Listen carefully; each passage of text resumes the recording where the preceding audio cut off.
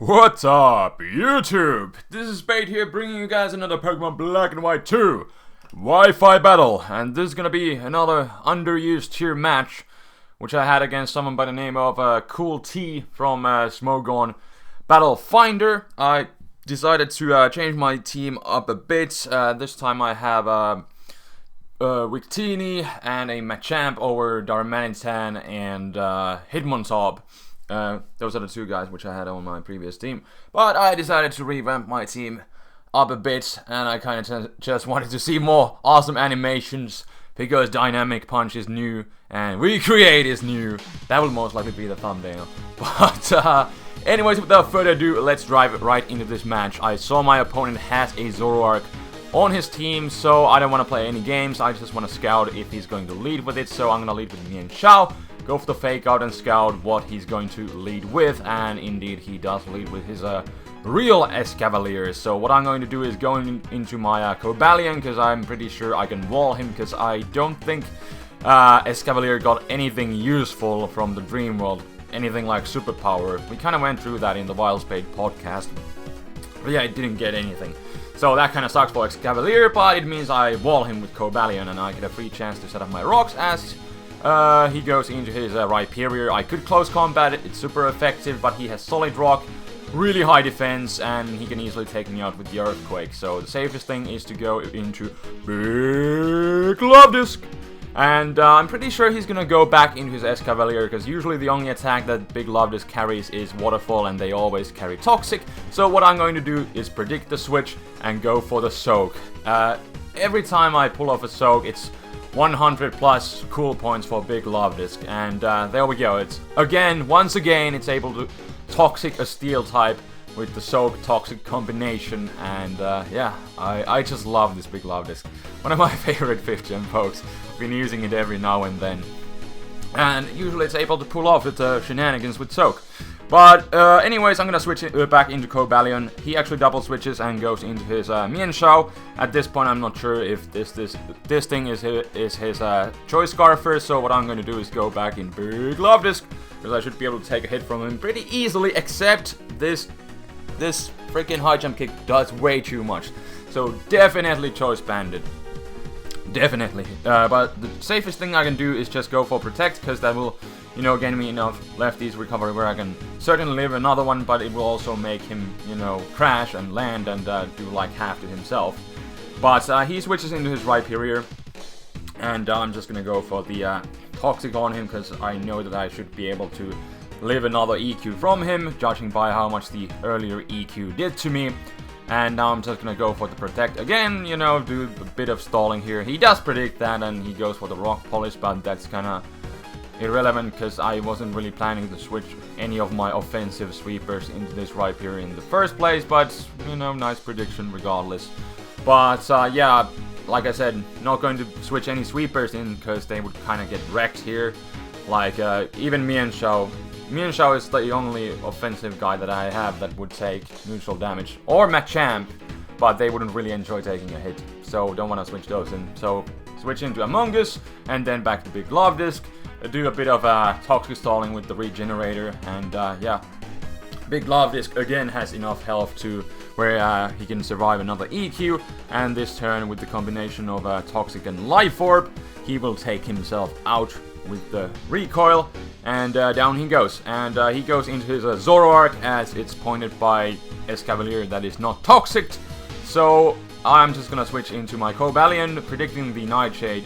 I mean the Night Days, obviously. But he does make a nice prediction, and he goes for the Flamethrower on the switch. And I did not see Life Orb, so definitely should have seen the Choice Scarf coming, but I figured, you know, Cobalion was so down on health, so I just decided to leave it in anyways. But I guess I could have possibly saved it, but indeed his Zoroark is Choice Scarf. But now this gives me a chance to go into my Machamp and just Dynamic Punch anything.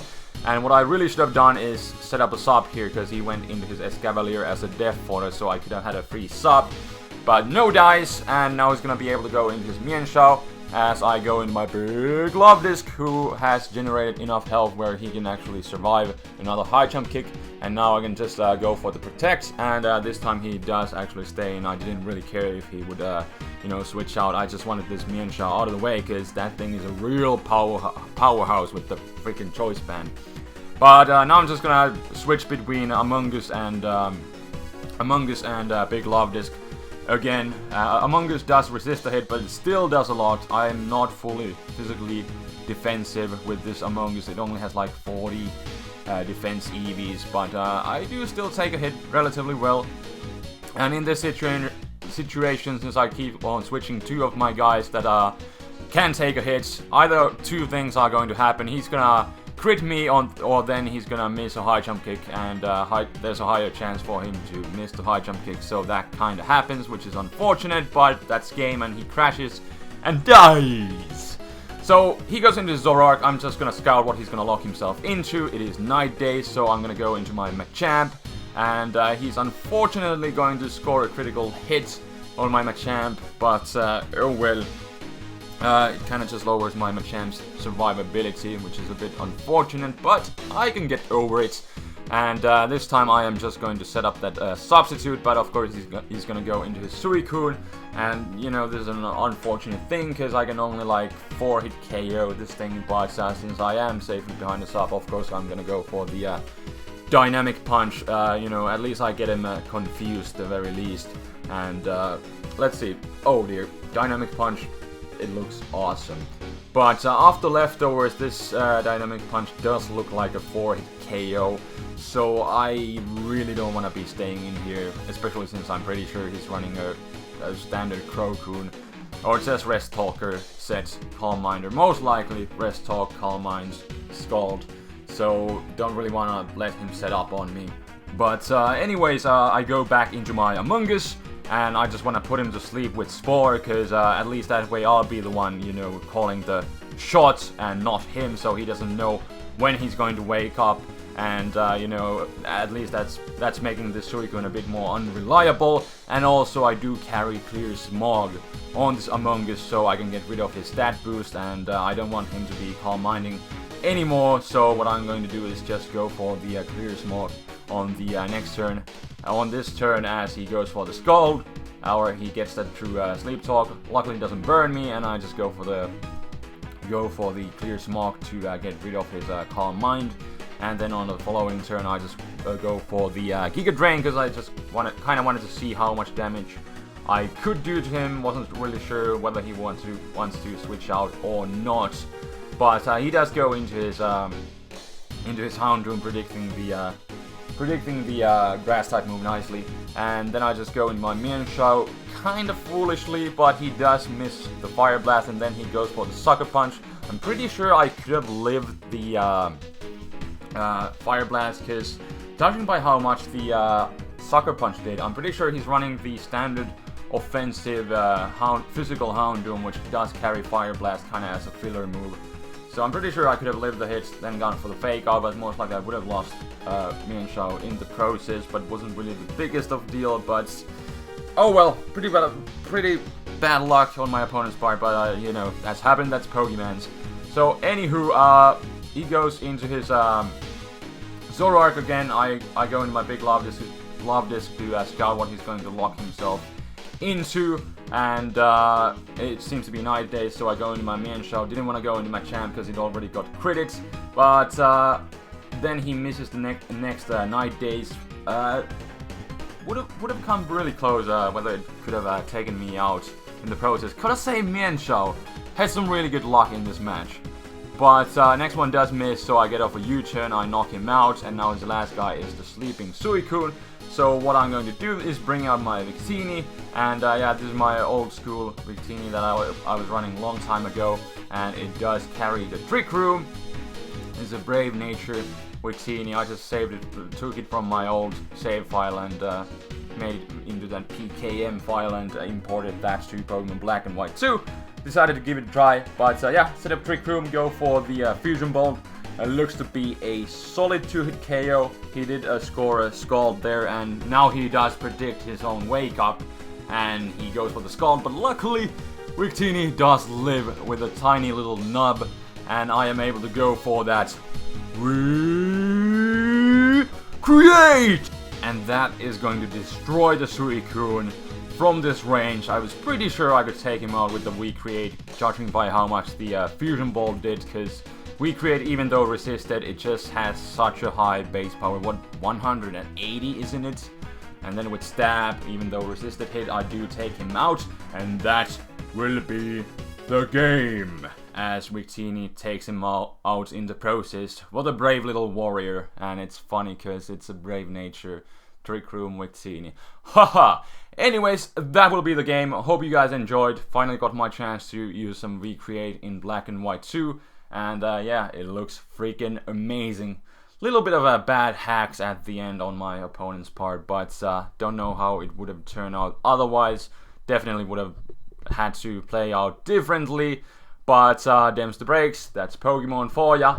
But yeah, that will be the game for today. So again, hope you guys enjoyed. If you did, please leave a like rating. I would really appreciate the support.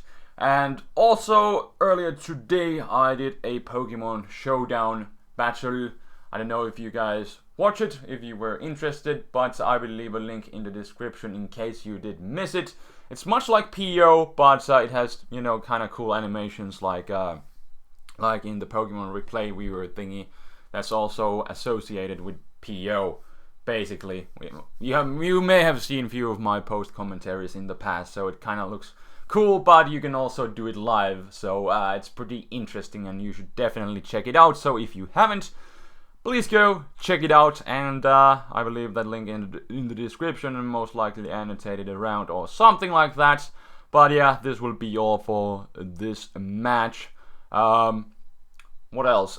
Yeah, the Pokemon Black and White 2 walkthrough episode will be coming later today. That's, you know, technically, I guess, the final episode of the in-game against Iris, but I will be doing the after-game for those who have been asking. I know at least a few people have been asking about whether I do the after-game or not, and I will be doing it, at least some parts of it. I don't know how much.